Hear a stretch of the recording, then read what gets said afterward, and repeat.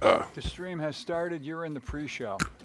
Welcome, viewers, to the Think Twice Radio Smalltalk with Matt and John pre-show, Hey. where we're eating hors d'oeuvres. Yeah. What can our audience expect today in today's show, Oh, John? well, okay. We could talk about all sorts of interesting things. Well, we could talk about the news of Charlie Kirk. That does seem to be in the news since the last that's time we the news. spoke. We could, and we'll talk to our new buddy Lou. Lou, hi Lou. Rodriguez. How's it going, guys? Hey. Just sharing the stream here. Yeah. Oh, mention the ultimate irony. Yes. He was giving a speech when he got shot, Ah. and he was talking about how mass shootings are the price we must pay for our right to have guns. Yeah. He did say that. He said a lot of very hateful things. Doesn't that seem ironic that you're shot while you're talking about Yeah. shootings?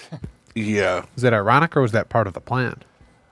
That would mean that he knew it was coming, his assassination. Or maybe the He- assassinator he knew, sure was spoke. waiting for his, yeah.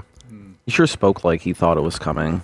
Like, people asked him, they were like, what if you get shot? So there was a question that someone asked him. They said, what if you get shot? Yeah. And he, I think he just pointed to how he's a father and a husband and a Christian and an American. Yeah. And he didn't, he said, you know, if it comes down to it, that's the price we pay to live here. And I was like, I don't think it's worth that price. Yeah. Yeah. I mean, I don't think it's. Okay. I think, like the Constitution, these should be regulated. And it says right in the Constitution, guns as part of a well-regulated militia. And I think if back in the day, if the militia members were going and killing tons of people, the founding fathers would have been, hey, we have to keep the mentally ill people away from these weapons. They would make laws and regulations. Makes sense. But then you get into who does the government say is mentally ill and who... I think that's, yes, exactly. Yeah. But that's why it's Yeah. really tricky. I think, the Constitution is on paper, but Yeah. what if the government starts saying that really bright people that are speaking out against the regime are mentally ill and sending to gulags? I think, the shooting just really, kind of brings forward just, all the things that we have as Americans, whether it's free speech, the right to bear arms, kind of in a moment. Yeah, what's the price we pay? Everybody's kind of somewhere on the spectrum of where they think it's okay and whatnot. And Yeah, I am for strong regulation. I am for, like, okay, your entire family, everybody in the family has to have mental checks. And actually, that's what I think it's in Sweden. They all have guns, but it's regulated. It's incredibly regulated. But they all have their weapons enough to defend their country if they have to. Like, I don't see why so many people want to have their gun. Like, I get it, it's in the Constitution, it's in the Second Amendment, but like, what we're seeing the effects of all the guns that are around, and it's mass shootings in schools, it's public executions of high profile individuals, and I don't think we're using the guns as they were intended to be used. Yeah, we're not. There's obviously a problem. I don't think anyone would debate or say we don't have some sort of gun violence problem in the country. What the solution is, I think two ends of the spectrum. Some people say more guns. Everyone should have multiple guns, and then other people say no guns. There should be no guns in the society. And I don't know what the solution is, and I don't think there is one. guns would make us a lot safer. It would, but that it also kind of implies the people that are prone to do violent acts or act out illegally, are they going to be following the no guns rule? So I think, how do you enforce that? In Australia and Japan, there are mentally ill people and they don't have guns. And they do. Yeah. There are stabbings. There are incidences, but they don't reach the level of what we have weekly in this country. Like, everybody having guns isn't working now. That's the thing. It's not working. We are trying that, like you look at the states where they have looser gun laws, they have more mass shootings. It's just, So Yeah. That's a fact. yeah. Even here in New York, where the gun laws are supposedly stricter, we still get mass shootings. Like the top shooter, what was that a couple years ago? Yeah. And unfortunately, the only thing we seem to get out of all these is just thoughts and prayers from our elected officials, which is kind of mocking at this point. 'Cause I think it was the school shooting in Connecticut where those 5-year-olds all died. If it was kind of, that was the moment. If that's not going to change anything, nothing has. And unfortunately, will anything change? I don't know. I think the problem is very apparent no matter what side of the aisle you sit on. Yeah, and I don't like. Well, the people probably already know I don't like this administration, and the way they handled this particular this, along with a lot of things, they made it completely partisan. They immediately blamed the radical left. Immediately. That's what they said. They were like, it was a transgender radical left nutcase. That was like all over Twitter. Yeah.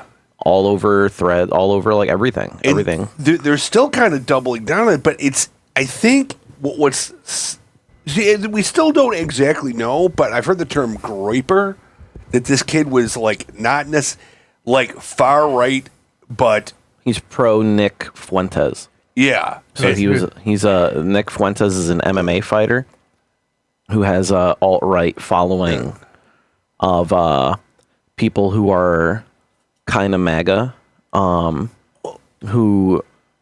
they don't like Charlie Kirk. So it's a weird subsect of the MAGA cult. So it's almost a fracturing within the far right. There's different. Yes. What is the what's the distinction between those two factions of the far right? I guess I really am not. I'm not far right. I don't want to pretend to know something, but if I understand it correctly, a groiper is not super Christian. If I'm understanding it right, Charlie Kirk was super Christian. Super Christian. I mean, as much as you could be a Christian and spew hate.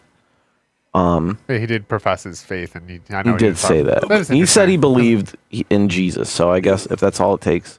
It's interesting because I think ultimately the media is always trying to make it seem like left, right, that's the battle, and really when the reality is much more right. There's even factions of the left, factions of the right, factions of the center. Most people aren't in the left or right. They're just kind of some weird mix of all these. And they're saying about this group too is they're uniquely weird young men, or very sad young men. They hate women. And also, they were saying, well, I'm hearing this from different podcasts. I also heard he was very much in like the gamer culture. So there's some Discord and Reddits, which is kind of similar to the top shooter. He was like in these obscure forums. Like even the stuff, people. I don't know how you would sit there and write some of this stuff on a shell casing. Like you have a lot of time on your hands. But he wrote these, but those were weird references to games. Yeah. And stuff. I saw that. He was trolling. He was an internet troll. And they were, And his last thing he wanted to do, I guess as a free person, was to troll Charlie Kirk. Yeah, I was hearing that too, that this community, like they're all into they're big on the internet memes. Which it's like, oh God. It's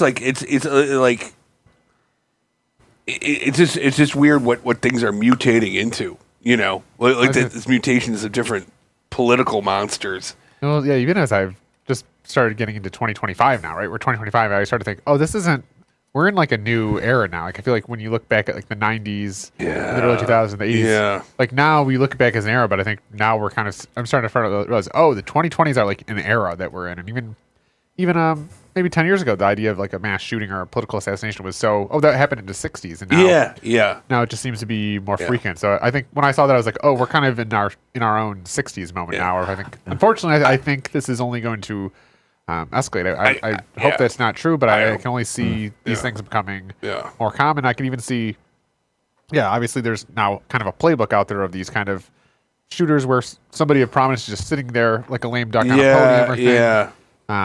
So even I think that without some sort of shield before you is like a thing of the past, unfortunately. Yeah, unfortunately. Yeah, and I do like the idea that Charlie Kirk, he was debating people. He was bringing that up. That was the point of somebody had a good quote of, if you didn't like Charlie Kirk, you're really not going to like what comes after him, because Charlie Kirk, as much as he was spewing a lot of hate speech, at least he was out there. He was debating you. He was speaking. He was talking. He was doing what, as Americans, we pride ourselves on, which is engaging in debate, engaging in free speech. And I'm fearful that factions of the far right will say, well, we tried talking with them. Charlie Kirk was trying to do what's right by talking to people, and what fate did he have? And I don't know, that quote's kind of chilling of, what if you don't like Charlie Kirk, what comes after him? Especially now that he could almost be a martyr for some factions of the far right. And especially with the AI too coming, there's just lots of, when I first saw it, I was like, is this a deep fake? Is this, and even, it's like you see, even in that hour gap between the shooting, and then there's all these conspiracy theories that get spun up on Twitter of, this was a trans shooter, or this was a far left person. There's so much, the misinformation travels so fast that then by the time there's no information on the actual shooting. So it's, and also too, we don't really know what his motivations are. Like, and I'm thinking to myself, am I kind of creating my own? Are we like going online and finding the term griper and like he creating creating our own we all live in our own universe, our own information diet. We have our own wormholes that we're in, whether it's a Discord forum, some Facebook page, some Twitter post. We all are consuming very specific information, and we all. I know I had one friend. She's kind of disowned me because her main source and only source of news is The View. And I kind of called her out one day on that, and she didn't like that. And she calls me MAGA because I listen to Joe Rogan, even though I wouldn't describe myself as Joe Rogan. So it was disappointing of a real life relationship that got ruined because of kind of the moment. Yeah, the moment where The View. That really, I noticed people on the right really hate The View. Yeah. I'm not a fan of The View. I like listening to The View just to hear what are they talking about and what are they saying, because or even on MSNBC and CNN, I don't necessarily agree with their news, but I like listening just to see what are they parroting? What perspective are they? Yeah. Who's on The View? Out?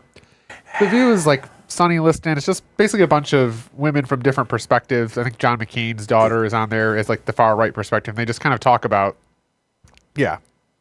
news things, but in a very they're kind of like maybe my sisters in a point. Like they I think the thing is they do wrong is they will beat up on the one conservative. They have and that really puts people. It's kind of like Joe Rogan for middle-aged women. So I think the same disdain I have for The View, middle-aged women have for me and Joe Rogan type of thing. I don't watch. Yeah, I'm a Howard Stern guy. I don't watch the Joe Rogan. Yeah, and even I don't listen to Joe Rogan all the time, but some of his guests I appreciate, and I mean, I at least like to think of myself as someone that like is trying to listen to all sorts of perspectives, so I can kind of get a grasp of the reality. But sometime, and I told my friend it's not I hate Republicans and MAGA just like you. The only thing is I also hate the Democratic Party and the left, and I can't stand kind of the political establishment where my friend is like thinking that the Democrats are like fighting the good fight and fighting for justice, and I'm not there. And even locally for Democrats, you'll see anyone that's not part of the Democratic machine, they just call you a MAGA. Even if I had a friend who's African American. He's not at all MAGA, but because he's not part of the establishment just called him a MAGA extremist. So it's kind of like this. MAGA is definitely a worldview, but it's also kind of not like a slur that they just kind of throw at anyone that's not kind of part of them. The insider part. I don't see Democrats as on the other side of MAGA. I see MAGA as its own weird, perverse cult.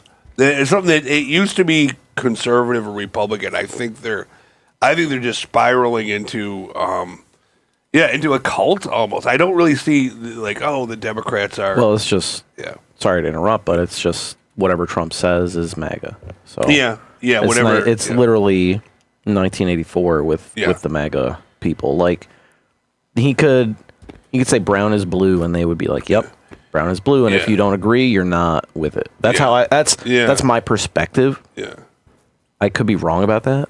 Maybe the media I'm consuming is making me feel that way, but when I do meet people like that in public, I'm like, I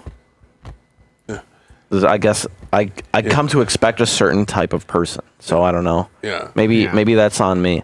The thing is, people are more complex. I don't know if there's anyone that's purely MAGA or pure left. We're kind of like this, this mix of weird beliefs based on different issues based on our thing. But I think the thing the big thing with Charlie Kirk, at least what I've been thinking is like we are in the middle of a civil war, and I think the Civil War in 1864 was very much geographic base of north-south, whereas if you're looking now, we are moving towards a left-right. We're in the middle of a left-right civil war. It's just it's a modern, some sort of digital.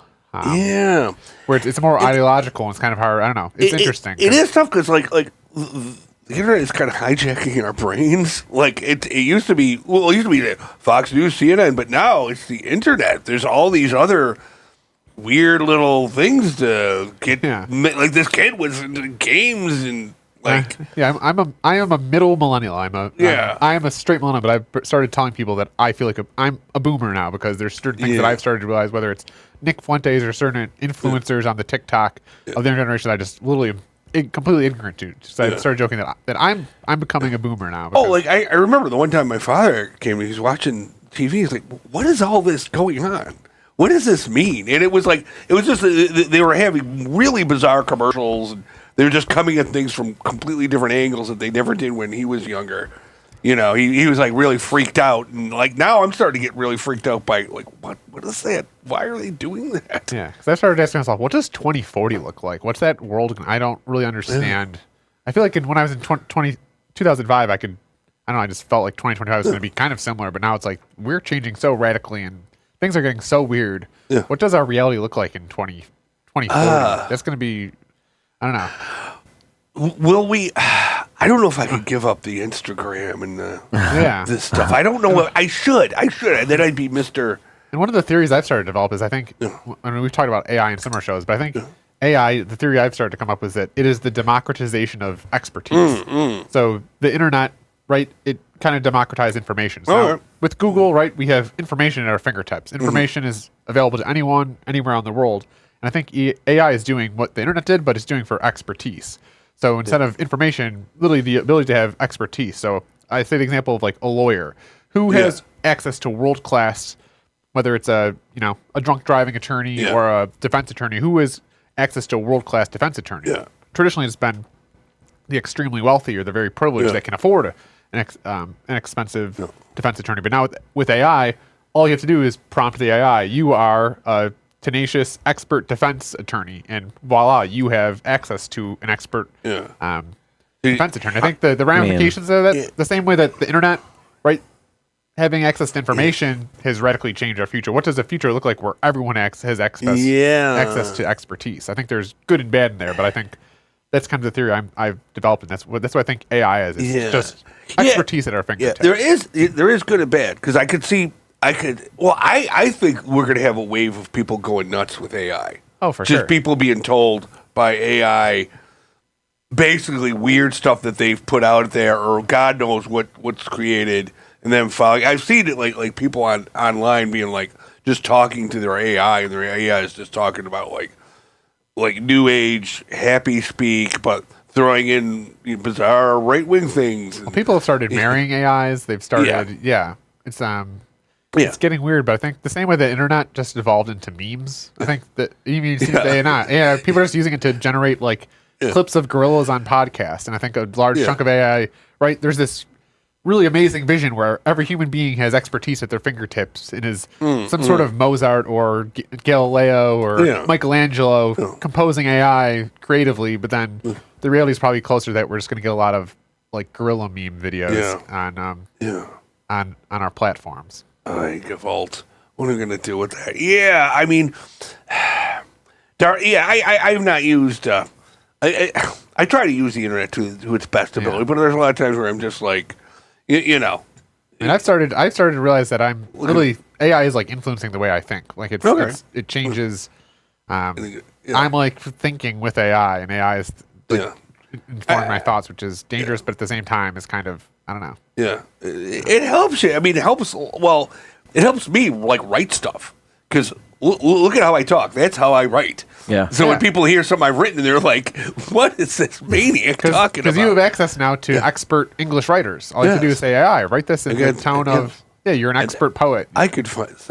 I mean, kinda. It's not that great. It's like maybe in 2040 it'll be that great. But right now, I use ChatGPT. Yeah. I use I've used Grok, and like they're okay. They're not. Yeah. They are certainly not experts. No. They know what the internet knows a couple years ago. So maybe in 2040 you will be able to say I need an expert lawyer, and it will work that way. Yeah. But right now it does not. Right now we are at the very early age of this knowledge sphere. So, in my opinion, sure, what it does is helpful, and there's a lot of things that it can do. But to the trained eye, you can always tell if something is AI. So, I'm always of the mind that I prefer something made by a human. I don't know if that sentiment is always going to be the same. Yeah. I think somebody had a quote too that you're not going to lose your job to an AI, you're going to lose your job to a human being using AI. And that's kind of the way I think of it too is experts are great, but experts using AI are going to only be able to exponentially kind of increase their impact. Like you said, we are still in this early phases. We were essentially, the internet in 1995 was really crappy. There was not much, there's basic HTML pages, but you could see the seeds of, okay, this is where we're going. Yeah. I think similar to 2025 feels like 1995 to the AI as the internet. And, I get that. Yeah, and it's definitely not developed there, but you can see when we're talking about 2040, what's that going to look like, and what does it look like when you can already see, especially the younger generation who's just doesn't know yet. Yeah. Well, at least my brain developed somewhat like when you had to do pencil paper activities. Whereas now I just ask AI a bunch of stuff. But if you're a 13-year-old, you're going to go your whole life without ever actually using your mental muscles to. It's just you're using. They force them to do it. My daughter is 9, and it's still pretty legit as far as like what I'm recognizing. I mean, she still has to do spelling. She still has to do math, and like she's not mature enough to really recognize the difference between something that's AI or something that was real. Yeah. So like on YouTube, she'll be like, "Oh, look at this video," and I'm like, "That is not a good video. That was made by a machine." Yeah. Or I'll say that I don't really like that kind of video, and I try to teach her. Yeah. But I'm hoping the sentiment of human made will always be better than AI made. Yeah. I hope that, because it makes what it. I mean, it's art, in quotations, because it's made by an AI. Yeah. We make art. Yeah. What does an AI make? Are we gonna call that art too, or is it AI art? I don't know. I just that's how I feel about that. Yeah, we came up with a lot of different opinions on the AI art too. Like, I thought your art show. Yeah, I thought it was the interesting. art People show. already have strong opinions. Some people are already talking about how humanity is 2 generations out from extinction because AI is the worst thing ever. You have people on the other side of the spectrum that say AI art is incredible. It will replace all human beings. And it's just crazy how people already, even though we're 1995 early, have already, without even really experimenting with it, have already gone to their corners decided, of what they think it's going to be. And I think it's going to be some combination of probably all those things. Yeah, I know. Yeah. Like even I'm flirting with AI art. Like I haven't like made something from it, but I'm like I've tried it. Like, okay, do this, put this figure in like behind a certain scenery, and it never does it exactly the way I want in my head. But it's a great way of getting resource material and stuff. Yeah, it's I think a tool in an artist's toolbox. I don't think it replaced the artist. Yeah. I personally have started doing a lot of lawyery stuff, and I'm not a lawyer. That's cool. But I've started prosecuting the city in some corruption stuff that I'm able to articulate, and it's incredible because for text you can just copy paste this bond resolution, copy paste this text, provide analysis, and you can't trust it fully. I don't trust it fully, but reading what it says, like you're saying, idea generation, passive thought to think. Yeah. It's a really incredible tool. You've gotten out of parking tickets.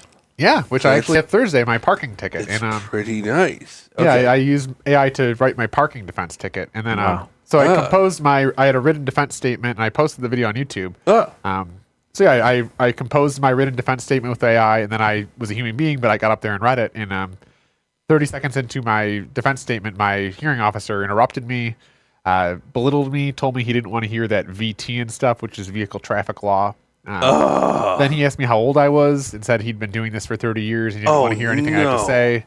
Yeah, the video's on YouTube. It's actually pretty great, but I don't know. Maybe it's an interesting. So, like, basically, you had probably some really good points that he didn't understand. For about 2 weeks, I was prompting AI about my parking ticket and vehicle traffic law and the irregularities, and it helped me compose.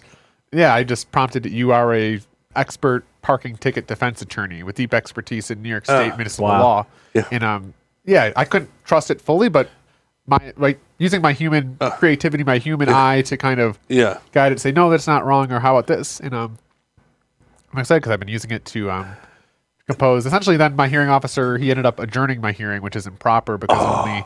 So I think I've got new ones. And okay, but the guy, he should have just shrugged and said, "Okay, you did your research." No, I think he's and because he's so deeply corrupt in the city of Buffalo's parking court, he kind of doubled down. So I think he essentially adjourned my hearing so the city, who wasn't present at my hearing, could go out and do a sign check to find me guilty. So he kind of said he's going to find me guilty based on evidence that's not in the record. And so then I got home. I took the audio that I had.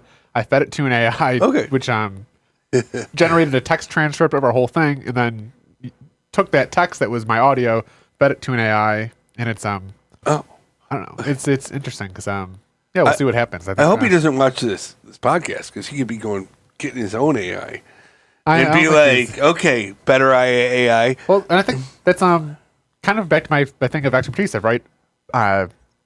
Poor working class people in Buffalo have never had access to, one, you can't really find a parking defense attorney in Buffalo, and two, if you do, you're gonna have to pay money. Chances that they'd actually even agree to represent you are unlikely. Whereas now, right, even, and I've been prosecuting some stuff about the city and the state environmental quality review, which is a state law that essentially overviews how anyone can build things. Before you build things, you have to study things in the environment. And I have a pretty strong case from the city, and I've called a dozen seeker lawyers, cannot get a seeker lawyer to return my call, to talk with me, because there's a lot of political ramifications of taking a case against the city. And right in the real world, I cannot get a seeker lawyer to get on the phone with me. But in AI, I have an expert seeker defense attorney at my fingertips 24/7, 365. So kind of my theory of democratization of expertise, especially human experts have to sleep. They have to sleep ideally 8 hours a day. But AI lawyers, right? And I think I love promoting the utopian vision because I kind of want to put that out into the universe. I do think we're headed towards some sort of dystopian future. But I kind of think about what would happen if all normal people had expert and lawyer expert defense, or would the government, would a parking ticket attorney maybe be less corrupt if they knew that normal people had access to things that were it's probably only a matter of time. We're like, gee, we got another one of these guys who was doing this great parking ticket stuff. Well, now what are we going to do? Yeah, they would probably that's going to change. Well, it's funny. My buddy, who we both were at a barbecue and we both got parking tickets, so he was parked directly behind me. And one of the defense things that I used AI to do was essentially the city, they put my location as an address that doesn't exist in the assessment roll. So they put 86 Nottingham. 86 Nottingham is not a real address. There's 84 Nottingham, 85 Nottingham. So that was one of my defense things. And I told my friend, hey, I showed him the video. He heard the video. I gave him my defense statement. He went in 2 weeks later with the same kind of spiel as me, and he said the guy was totally respectful. They had someone from the city there with pictures. They were ready for it. So he was not congratulating me, but I kind of felt bad too because I kind of ruined his chance at getting a defense. Although I still think what they did to him was improper, but it was kind of this moment of I used AI to then actually not manipulate, but then just change the way that the government reacted. But we'll see Thursday, and it's open to the public. So if you want to come to my parking hearing, let's go. Folks. Gregory Fina, come on down. It's a party. I'm calling it the Fighting Incompetent and Negligent Adjudication. Oh, okay. Because it's named after Greg Fina, who's my parking court officer. Oh, wow. Oh. Yeah, it's open to the public, so anybody can come, and I'm sure. You're gonna go? I'm sorry. I'll probably. It's funny. I feel like I'm not even defending myself, but now I'm defending the working class people of Buffalo. Because when I shared my audio, I had people that are like, oh my God, I recognize that voice. I had that guy 10 years ago and he did something similar to me. So now I'm like, okay, this is, right? This as human beings, we always want to contribute to something bigger than ourselves. So I'm like, oh, I'm not just fighting a $50 parking ticket. I'm fighting for the working class people. I of do Buffalo. want to contribute to something bigger than me.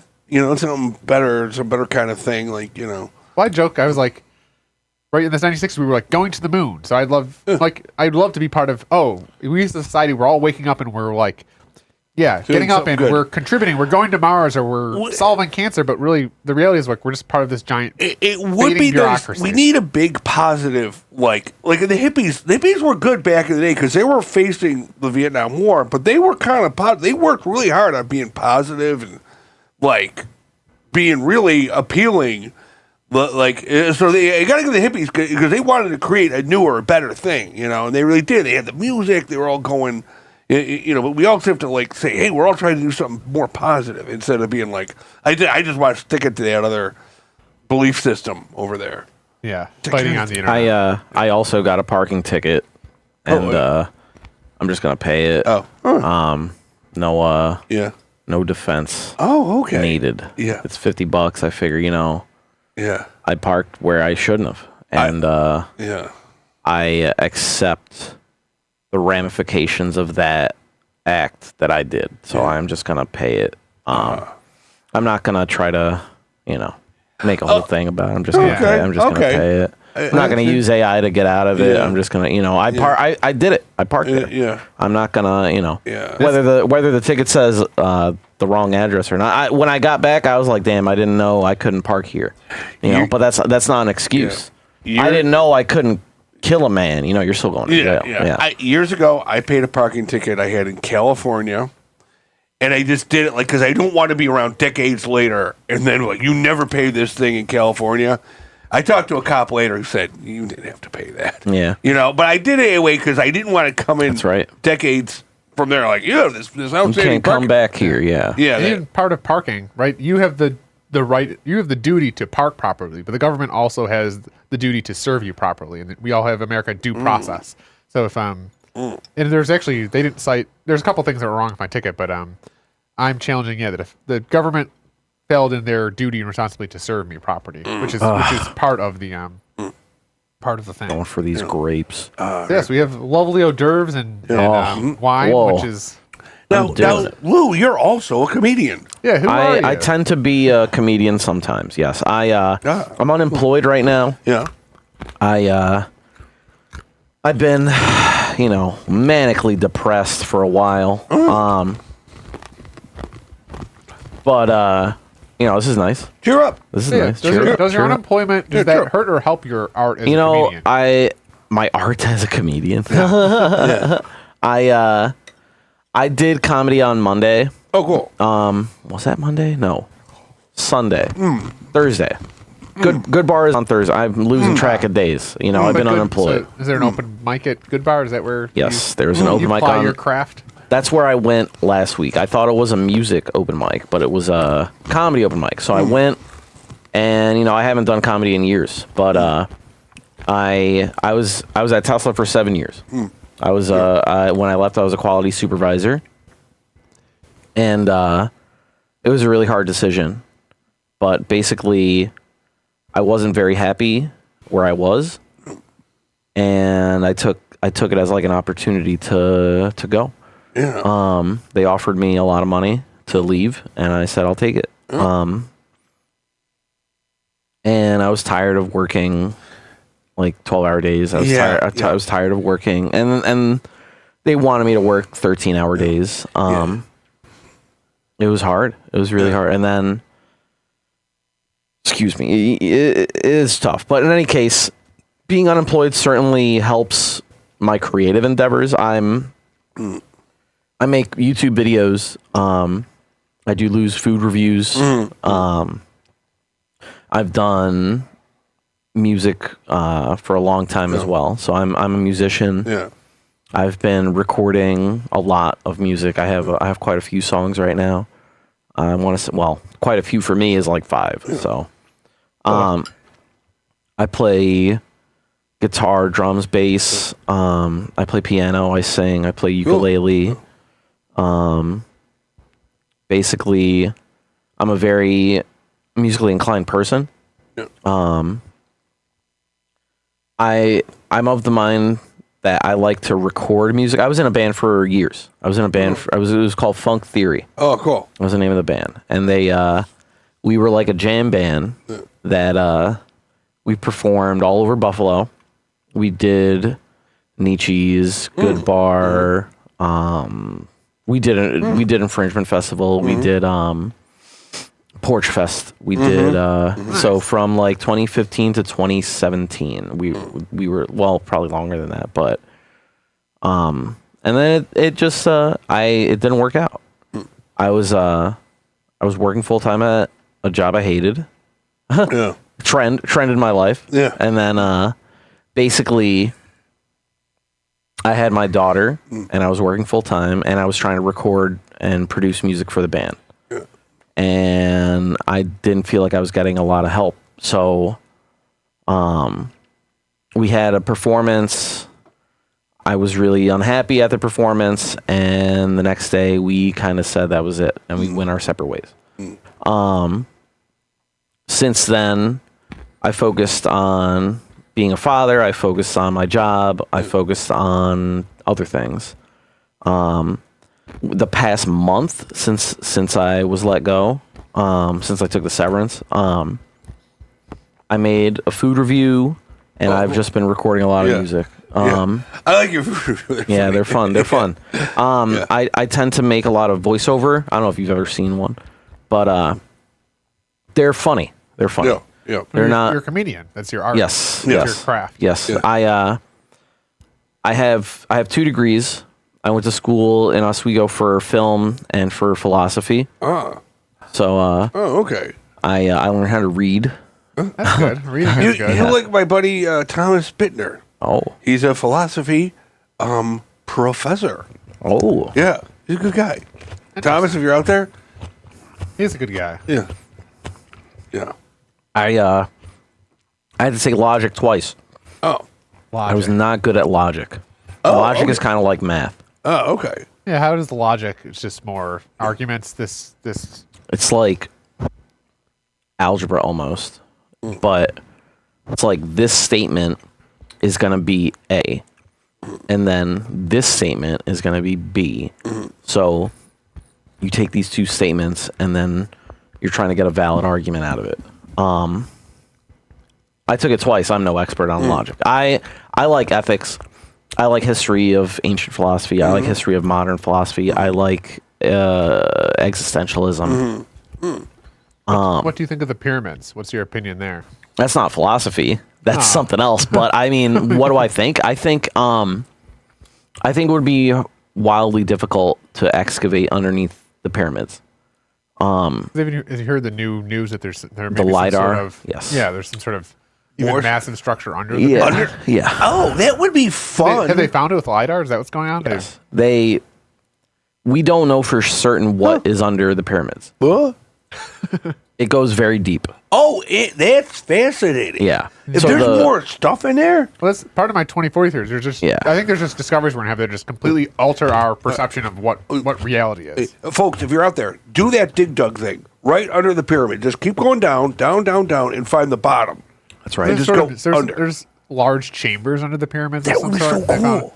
And I think Graham Hancock, who's on Joe, he's talking about they've done LiDAR in the Amazon, started finding all sorts of crazy stuff. Little Um, different cities. even in lost Antarctica, I'm kind of open to that. There's probably something crazy going on in Antarctica. I want it. You know what? I want the mystery. I don't want to make up weird ideas, but I do. I want stuff. I want to find out new stuff. Be like, we never knew that before. There's this whole civilization. I think that's Antarctica. That's like really the last explored piece of land. Nobody really Yeah. knows what's going on there. There could be, who knows?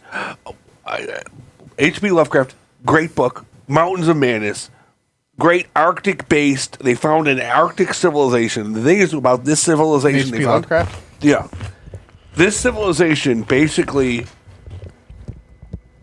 took over thousands of other civilizations, and they had like super knowledge in the Antarctic. Anyway, great book, Mountains of Madness. It's a crazy book. Sometimes I feel like a mountain of madness. Right? You ever get mad? I do. No, I repress my anger. No, I get mad. That's the thing I'm going through with Teslas. I do repress my anger. You repress it? Why? Just yell it out. This is the thing. When I do that, Turn it into art. I look crazy, and then later I feel guilty, and it's just a whole bunch of feelings. It's just I get that. And actually, So anyway, I just I called my I mentioned it. I called my doctor. Yeah. I've been having a hard time staying awake. Yeah. Oh. All right. Yeah. So I think I'm narcoleptic. You know what that is? Can't stay awake. You can't stay awake. You can fall asleep sitting upright. Oh, You can okay. fall asleep doing activities. You can fall asleep driving your car. I mean, it comes in varying degrees.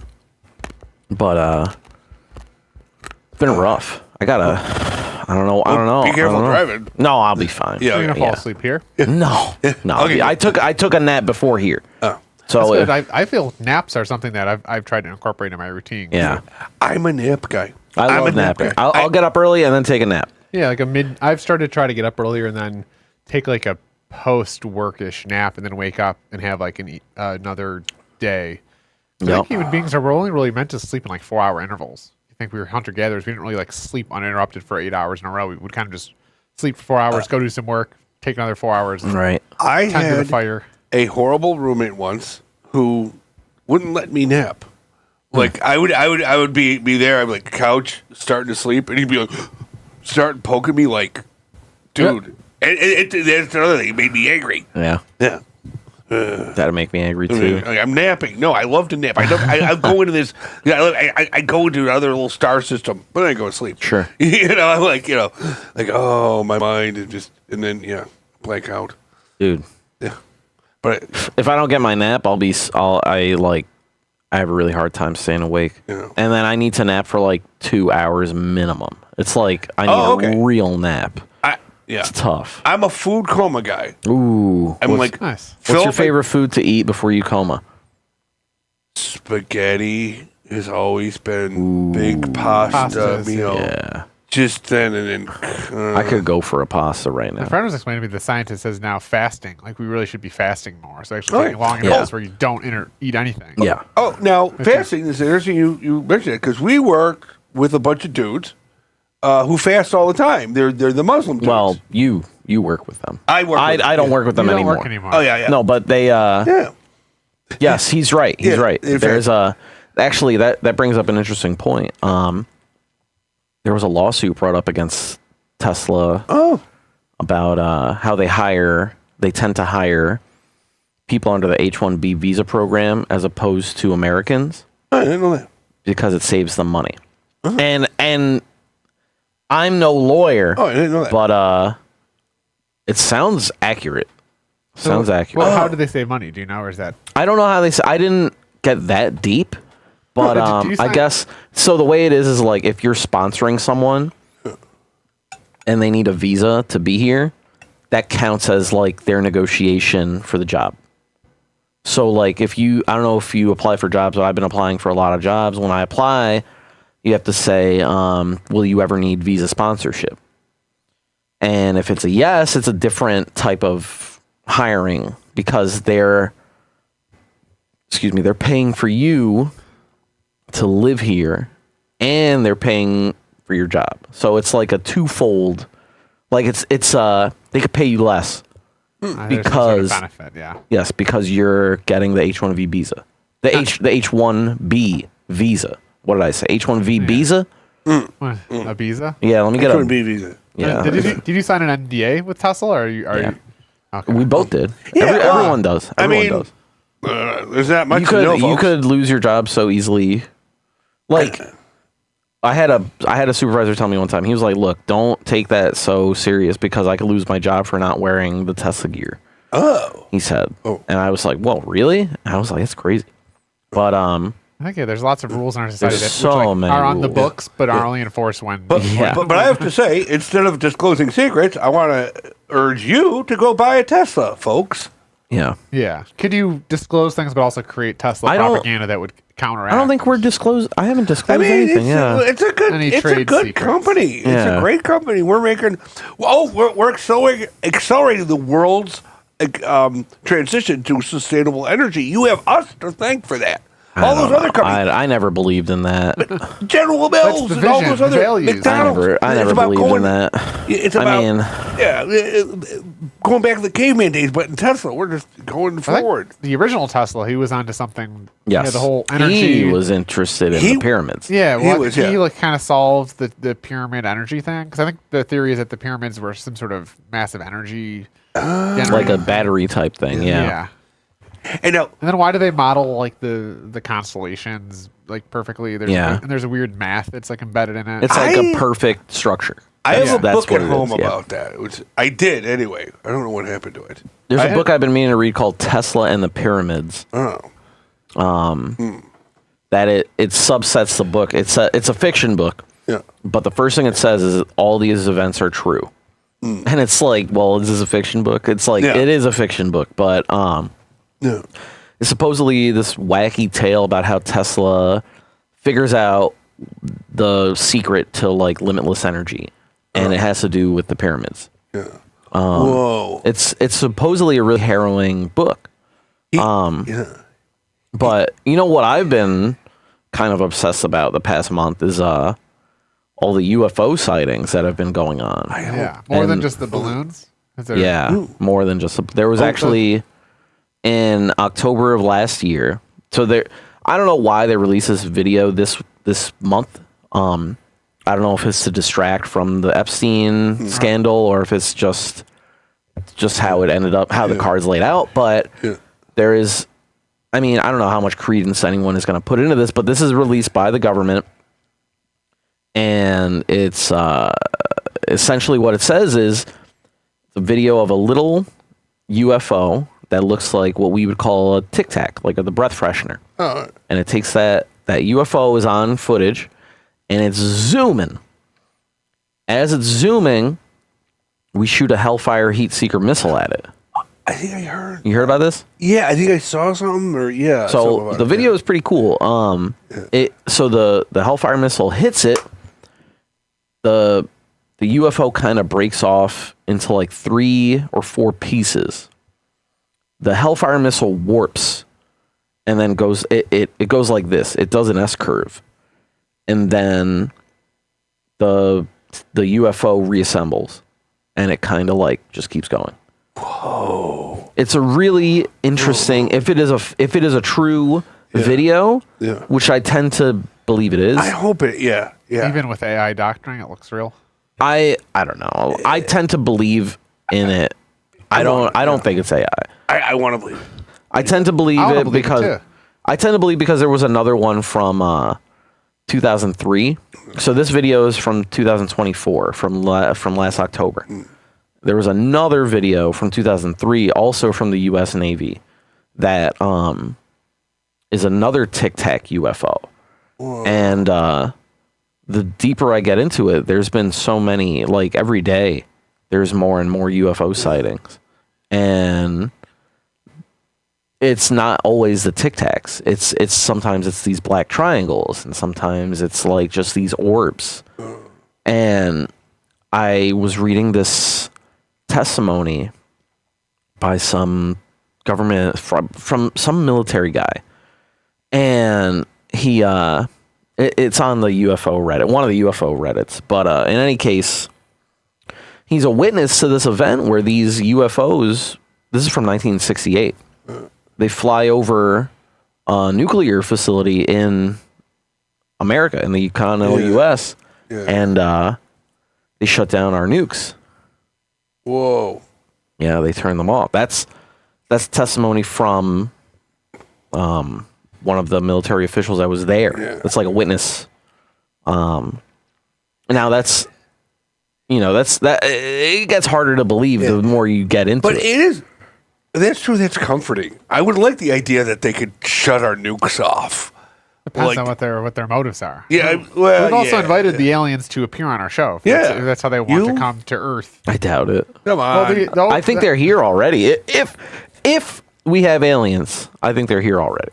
Well, yeah, they want to. Well, if they want to reveal themselves to humanity, they have an open. They have- we got two chairs. We have chairs. Two chairs. Yeah, Yeah. come on down. We Two could probably fit a aliens. third in here if Yeah. needed. Yeah, Yeah, I mean, you know, we got wine, we got grapes, wine. Yeah. cherries. 'Cause I just think I think there's a lot of weird stuff going on. I feel like with 2040, we're just going to discover new things that are going to shatter our perception of reality. And right now we're in this very pompous moment where we think we know a lot of things. It turns out there could be massive structures under the pyramids that we're just there. Okay, I hope that's real. I want there to be big. You know. Who knows? You know who Kurt Vonnegut is? You ever Wait, heard? I've heard of him. You know who Kurt Oh Vonnegut wait, is he the I ancient know the aliens name. guy? No, No, He's a okay. poet. no. Kurt Vonnegut was a science fiction writer who he was a POW. He wrote Slaughterhouse-Five. Oh yeah, okay. He wrote yeah. Mother Night. He wrote Player Piano. He wrote Sirens of Titan. He wrote he wrote Galapagos. He wrote a large number of books. He's one of my idols. Oh, okay. So Kurt Vonnegut, as a science fiction writer, people would ask him all these things about the future, about space and evolution and all these other things. Yeah. And he believed that through fossil records, we would find that humans don't come from Earth, that we come from Mars. Yeah. And he believed that we would find that. And now that we're on Mars and we're finding water and we're finding evidence of things that we can't explain I yet. did hear that they were looking at stuff that they thought that's evidence of life Yes. recently. What are they what's the word? Biospecific traces Yeah, of yeah. life. Like- where it's like this element couldn't be here unless it was here as a byproduct of a carbon-based life form. And it's like these carbon-based life forms could be microorganisms. Yeah. But that's all we have left from the life of Mars. Yeah. Who knows what, and God knows what could have been. That would be a good reason to go there. If there was some stuff going on there that we didn't, that would be a good reason to send people there. That could get me out of the bed in the morning if it was like, okay, we're pushing humanity towards Mars. That's why I'm waking up today. Or archaeology. Well, I mean, to Mars. why would we want to go back? We're here. You know, that's how I see it. I'm like, we were at Mars. We don't need to go back. I just, like, it would be interesting to know if that were the case, that we came from Mars, if that was the case. But yeah, again, I would like to know that. Well, that would just open up a lot of more questions, and I think that's the whole point of science, just to ask questions, find answers, Sure. and just answer more questions. Yeah, because could we go back to Mars? Could we become? Seems good to have. If we could give A couple planets. couple planets going Yeah. on. I would like, you know what? Also, I say, cool that Venus down. It's the same size. Cool it down. Do whatever. I don't know what we have to do to it. You know, just move it into our. Well, we don't want it to hit our planet, but I don't. I'm a We pro just make Venus. another more? planet. Yeah, I do. There you go. Like, could we just create a planet that's like similar to Earth somehow? in the deep Just like- future? I hope so. I mean, anything is possible, but Deep future, yeah. the deep future. 2666. Yeah. But yeah, I want us Well, yeah. to do. Then what's like 500 years from now even look like? That's like? I don't know, man. Yeah, sorry. There's a really good book I like called 2666 that the number is the year. It's not set in that year. It's kind of set in like present day. Yeah. But like the question it asks is what skeletons are going to be in our closet 500 years from now, 600 years from now. What is in humanity's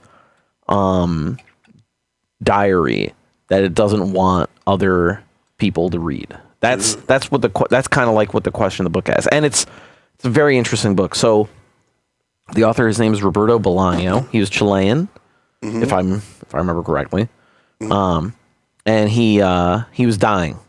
So he said, "I'm gonna die, but I want to leave money for my kids and their families. So what I'm gonna do is I'm gonna write a book, and then they're gonna release it." But he was a writer, so he had written a ton of books, and then he was like, "I'm gonna write one more book, but it's gonna be 5 books, so they can release one every 5 years for 25 years." That's like generational wealth. They don't have to work, you know? It's income they don't have to worry about. And he dies, he finishes, he gets pretty close to finishing the books. It's called 2666. And then His family takes the books, they bring it to a publisher, and the publisher says, we can't do this as 5 books. We got to release this as one, but this is one book. So they release it as one book, and it's 5 books, and it is very deep, very dark, very. So the story is about these women who are disappearing in Santa Teresa, Mexico. And as the book goes on, it gets more and more gruesome, and they start appearing with like body parts missing, and they're in unmarked graves, and then there's more of them, and it's harrowing. It's a harrowing tale. It's I had to read it as a part of film. What was the name of that class? Auteurism. But I never finished the book because I got to the point where all these women were getting raped. Yeah. And I said, I don't want to read this. It's too disturbing. Yeah. I was like, I don't want to read this. Yeah. But I kept thinking about it after I graduated, and I was like, man, that book was good. I should finish it. I did finish it, and it was worth it. It's worth it. It's a very wonderful story. But so yeah, there's a reason that you're. I mean, kinda. The story happens kind of outside the story. So like, they have a guy in jail, but the women are still dying. There are still women coming up missing. So the story that happens outside of the book is that, so in tandem with these women dying, there's a writer named Archambaldi, and he is kind of like this world-renowned writer who like everybody has heard of. He's kind of like Mark Twain to us. And Archambaldi is related to the man who is in jail. And he frees that man. But that all happens, that's like inferred knowledge from reading the book. That's not in the book. It's it's like Infinite Jest. I don't know if you know that book. Yeah, I've heard of it. Yeah, there's a lot in that book that doesn't really happen. You kind of have to. It's inferred. You have to pull it together, kind of. In any case, the number 2666, it scares a lot of people, because they think Mark of the Beast because of that. Oh, yeah. But it's there will be a year 2666. Yeah, it's going to be a year. Yeah, people are freaked out about that number. Okay, my scholarship. You know what that means? Your scholarship? You got a scholarship? But no. Well, okay, man. Made up. Watching like reading random things here and there. Scholarship. Your degree, you mean? My non-existent degree in expertise. Yes. 66. It means Nero. Yes. And the dude that wrote it, he was all really just talking about Rome, and he thought all that stuff would happen like next year, and he was just tripping balls. He wasn't even an apostle. He wasn't. His name was John. John. I'm a John. He wasn't John the apostle. He was John the dude from Patmos or some little island in Greece. And 66. If you add it up, it's Nero. So if Nero shows up, we're fucked. But everybody's like, "Oh my god, worried. 66! Oh, it's a number of the beast." Yeah, that's a Christian thing. Because I used to have that number in my phone number growing up. Yeah. And I grew up very Christian. Yeah. And my mom's friends wouldn't call our house because it had 666 in the number. But this is the thing. Even if it was the devil's number, the devil's not going to end up in your phone. Yeah. They're not going to write an entire part of the. God is not going to like. People are superstitious. Though. Lose number. It's what the whole Bible is about. So what? Unless it was. Shit. I doubt it. Fuck. So boy.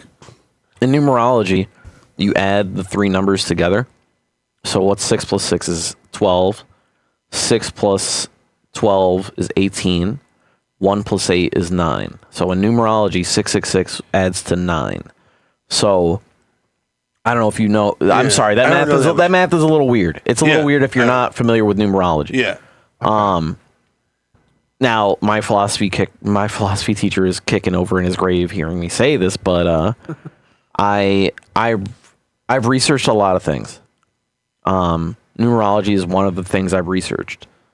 And it's just interesting that numbers permeate everything and math is always correct, you know? Yeah. Like our first guest, he talked about, math is like the language of the universe. And Yeah. he's talking about how there might be other alien civilizations that speak the same way we speak a different language, they might be speaking a different math. They could have color-based Well, math. we have 10 base math based on our hands. Good old hands. We have 10 fingers, so we have a 10 base system. That's how I Yeah. that's how I kind of associate it. Like, I could imagine an alien with only 6 fingers, and they have a 6-base math system. You know, I can imagine that. Yeah. And that's totally believable. That makes sense. Our finger, it would start. It makes sense, right? Yeah. Yeah. But something David Wallace believed that I also believe. David Wallace he was a writer. He wrote Infinite Jest. He believed that God was real. I tend to believe God is real. I tend to agree that God speaks to us through things like math and music. Like, math is always going to be correct. Like, 1 + 1 is always going to be 2, no matter how you slice it. And that is absolute truth. That's like, I am that I am. You know what I mean? It's a tautology. It can't ever be false. And how do you think math and music overlap? Like, isn't it weird that it's like 4 is like, why is 4 like a musical number? Like, we have I 4 base. don't have an answer for that. All I know is, it has to do with, so math is always right. Music and numbers add up together. They work together, but like, I'm struggling to see how they connect. I don't have the answer to that. What I know is the feeling that I get when I hear a music tune that connects with me. You know what I mean? Yeah. I mean, and that I associate with like what God would want. Some higher me to feel. In a way. If it like on the way here, I was listening to. There's a new Beatles album, like a new anthology coming out, and I was listening. Some of the tracks have been released, so I was listening to that, and I was like, man, this feels so good to hear. And maybe that's because I'm this westernized person that likes that type of media. Yeah. But it doesn't feel that way to me. It feels like I'm like something is happening that's more than just what I am experiencing. And I could be wrong about that. I would like to break, if we have aliens around, I would like to hear their music and see how they feel about our music. And feel if we could connect in that way. Like, the great movie Close Encounters of the Third Kind, they're communicating through music. Which I never saw that. That's cool. Oh, yeah, that's cool. You know I didn't know that. Watch that movie. It is a great movie, old movie. But yeah, I also any movie that incorporates music into it, like Sinners. I didn't see Sinners. Okay, sorry. I say thumbs up. Watch those movies. I've been watching a lot of old movies lately. I've been showing my friends these movies. Today we watched 2001: Space Odyssey. Okay, yeah. Really good movie. Yeah. Oh my god! But I fell asleep. I mean, I can't stay awake. I do too. Narcolepsy. Dude. Oh yeah. I mean, also remember it was done in like the 60s. It was incredible. And 70s. It was 1968 that movie was released. So they worked on it for like 2 years before that. Yeah. It was no CGI. Yeah. And like, it was so incredible. Yeah. How did they do it? How did they make? They must have used the tiniest little models and like held them and moved them and spun them. Like, have you seen this movie? Nah, but I can. It is Stanley Kubrick. It is the only movie that ever won him an Oscar. I would say this about the ending. If you read the book, the ending makes sense. The book is okay. Excuse me. Stanley Kubrick and Arthur C. Clarke. 2 visionaries. 2 of the auteurs of our times. Arthur C. Clarke is a great science fiction author. One of the people who is credited with creating cell phones. He had the idea that We send signals to space, to satellites. The satellites send the signals back to us. Oh. Scientists said, holy crap, that could work. And now we have cell phones. All right. Cool. Arthur C. Clarke is a wonderful science fiction writer. He wrote Childhood's End. He wrote 2001. And he wrote, there's another one I'm forgetting. But in any case, Arthur C. Clarke and Stanley Kubrick were working together on 2001: A Space Odyssey. And then they started to have creative differences. Stanley Kubrick is notoriously a piece of shit. I don't know if you knew that. I didn't know that, yeah. He was very abusive to the actors. He was very abusive to the crew, and he would make them do very odd things that didn't. I heard he was abusive to Sissy Spacek in the Shining? The Shining. Yeah. I heard He was that, yeah. abusive to everyone. Oh, okay. Especially her. So as they were working together, I would imagine Arthur C. Clarke said, this isn't going to work out. Our creative differences are not working. So Arthur C. Clarke said, look, this is what we're going to do, guys. I'm going to write a book. You're going to do the movie. We're going to release it at the same time and have fun. Good luck. That's it. So Arthur C. Clarke did 2001. He did, I think, like 3 or 4 sequels as well. And the movie is up to interpretation. There's one movie. It's incredible, but the ending doesn't add up. If you're like, it's not very narratively correct. I'm gonna ruin it for you. It's not that crazy. Because you're not gonna understand really. There's a baby in space, and it's floating in Earth's orbit, and there's all this classical music, and then the movie ends.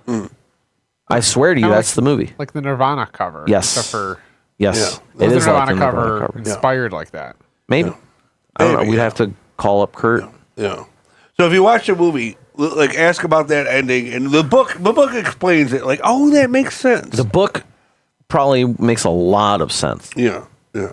But That's where I get into a lot of books through the movie, whether it was Game of Thrones or something where you see the movie or the show and it's badass, and then the book. And I feel like books, they just have such a level of detail that you can't. It's just media, a video media just isn't capable yeah. of really conveying a lot It's of hard. stuff. The book, you have to cut stuff and make it detailed. You know, because I've always thought of books as thinking another person's curated thoughts. And a movie is like kind of being in someone's head a little. It's different. Both of them I see you as in someone else's head, but a movie is harder to get into that space, I think. Like, it has to be a really good movie to do that to you. Yeah. Well, we have about 60 seconds here. That's wow. My brain is, I've been exposed to a lot of new ideas, and I appreciate. Wow. Yeah. Yeah. Thanks so much, Lou guys. being on the show, very interesting. Absolutely. Books and Movies, Just UFOs, 60 seconds. Yeah. Yeah. Any parting wisdom we'd like to impart with our audience? Take it easy, folks. Don't get all upset. Yeah. Charlie Kirk, you know, Yeah. it's been a rough month. Just just try to live life and be happy, you know. Yeah. It's let's cheer up, America. Yeah. Peace. Yeah. Peace and World love. peace. Yeah. Peace. Please. Yeah. Yeah. It's And gonna music and art. Yes. it's gonna be okay. Yeah. We appreciate you viewers tuning in, and thank you, Lou, for being on the show. And Thanks so providing much us for with having me. different perspective and Yeah. for the wine. So cheers. Cheers. Wow, you know what's Thanks a funny? lot. I just got audio in my right ear. Oh. Ah. Isn't that great? Cheers. Now we are fading to darkness.